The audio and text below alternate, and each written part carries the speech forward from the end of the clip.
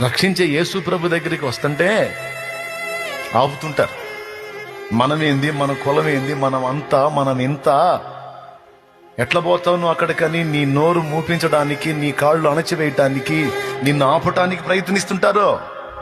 పనికిమాలిన మోక, పనికిమాలిన పాపిష్టి మోక, కనికరం లేని మోక, జాలి దయ కరుణ లేని మోక. వాళ్ళ మాటల కోసం ఆగాల నువ్వు? నీ దీన స్థితి వాళ్ళకి తెలుసా?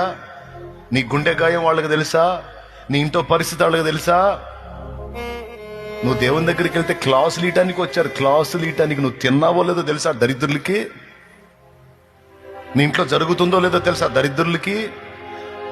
నువ్వు చావాలనుకున్నావు అన్న సంగతి తెలుసా దరిద్రులకి? వాళ్ళ క్లాసులు నువ్వు పట్టించుకోవాలా?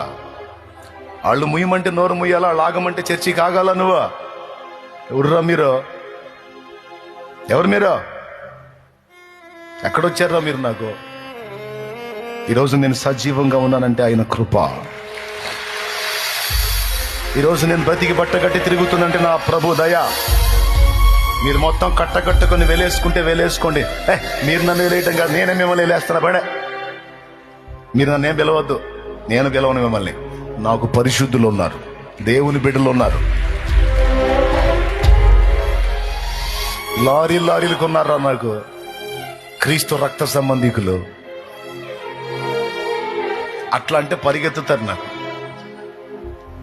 అసలు ఎవరు రాకపోయినా పర్వాలా, నాకు యేసు చాలు.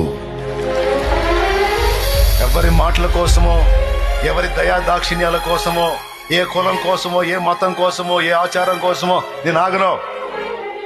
నాకు యేసు కావాలి, నాకు యేసు చాలు.